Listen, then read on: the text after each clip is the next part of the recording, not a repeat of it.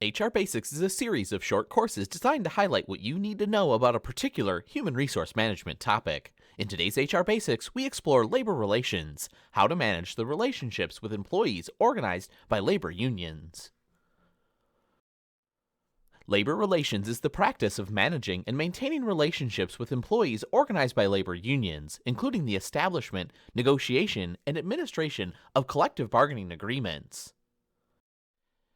The National Labor Code refers to the primary legislation related to labor relations in the United States, which includes the Wagner Act, or the National Labor Relations Act of 1935, the Taft-Hartley Act, the Labor Management Relations Act of 1947, and the Landrum-Griffin Act, known as the Labor Management Reporting and Disclosure Act of 1959. The Wagner Act is often regarded as the most important piece of labor relations legislation. The act was passed for three main reasons. First, to protect the rights of employees and employers. Second, to encourage the parties to engage in collective bargaining. And finally, to control their activities so that the economy wouldn't be adversely affected. The Wagner Act established the National Labor Relations Board, known as the NLRB, to oversee compliance with the act. The National Labor Relations Board is the agency of the United States government that was created by Congress to administer the NLRA. This agency has two main functions. First, to prevent and remedy unfair labor practices, and second, to decide whether groups of employees want labor union representation. Let's take a look at some of the specific provisions of the Act relative to employee rights, concerted activity, unfair labor practices, and the NLRB. The NLRA protects employees from employer and union misconduct, such as attempts by employers to prevent unions from organizing and attempts by unions to coerce employees into joining them. The NLRA also ensures that employees have the right to organize a union where none currently exists.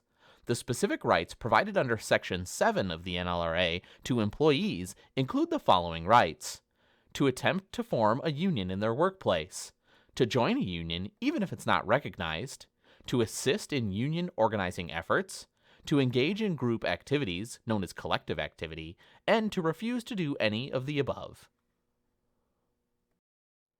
The NLRA also provides rights to employees who are not part of a union. These employees have the right to engage in concerted activity. Concerted activity exists when two or more employees act together to try to improve working conditions, or when a single employee approaches management after conferring with other employees on their behalf or is acting on behalf of other employees. For example, if two or more employees talk about their employer in terms of improving their pay, or if an employee does so on behalf of one or more of their coworkers, these employees have engaged in protected, concerted activity. Unfair labor practices, known as ULPs, are violations of the NLRA that deny rights and benefits to employees and can be the result of employer or union activity.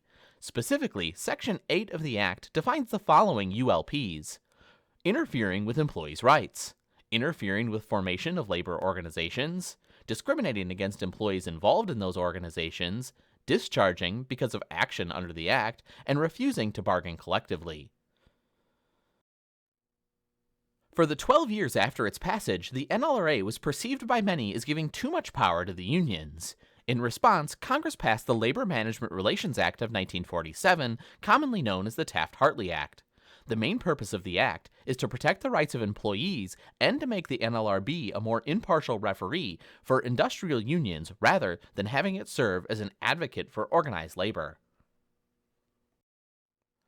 Among the most significant outcomes of the Taft-Hartley Act was the provision that employees cannot be forced to join a union. 24 states have passed right-to-work laws to prevent workers from having to join a union as a condition of employment, be forced to not join a union as an employment condition, or be forced to pay dues to a labor union or be fired for not paying such dues.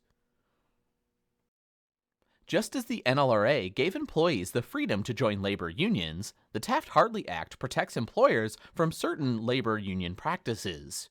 The last part of the National Labor Code, the Landrum-Griffin Act, protects union members from being abused by unions.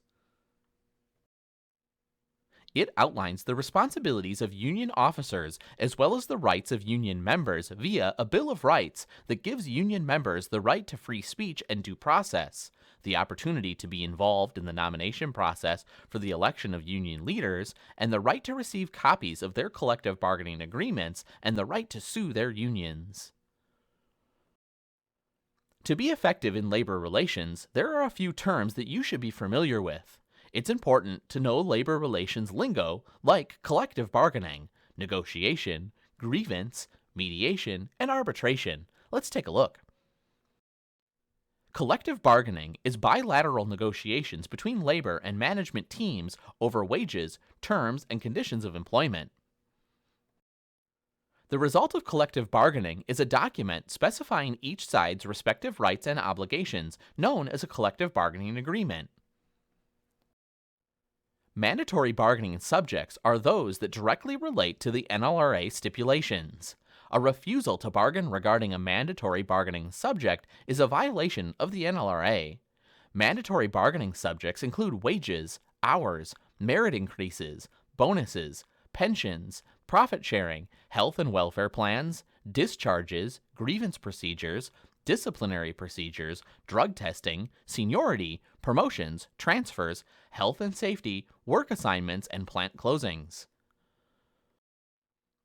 Negotiation is a discussion intended to produce an agreement. In negotiating a collective bargaining agreement, the employer and union seek agreement on the terms and conditions of employment. Negotiations often take the form of positional bargaining. In positional bargaining, each part opens with their position on an issue. The parties then bargain from their separate operating positions to agree on one position. Haggling over a price is a typical example of positional bargaining. However, positional bargaining does not tend to produce good agreements. It is inefficient in terms of a means of reaching agreement, and the agreements tend to neglect the parties' interests. It encourages stubbornness and tends to harm the parties' relationship.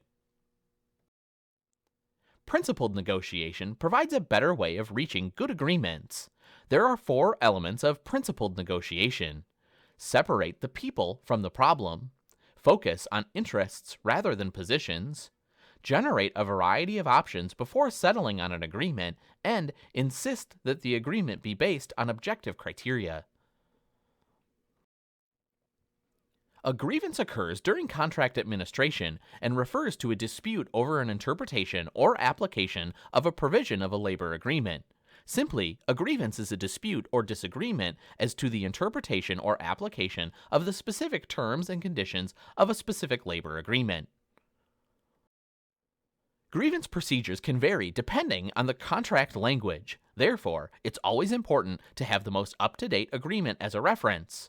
All grievances will be handled by the Human Resource Department. A typical grievance procedure consists of the following steps. The employee discusses the grievance with the union steward, the representative of the union on the job, and the supervisor. The union steward then discusses the grievance with the supervisor's manager and/or the HR manager.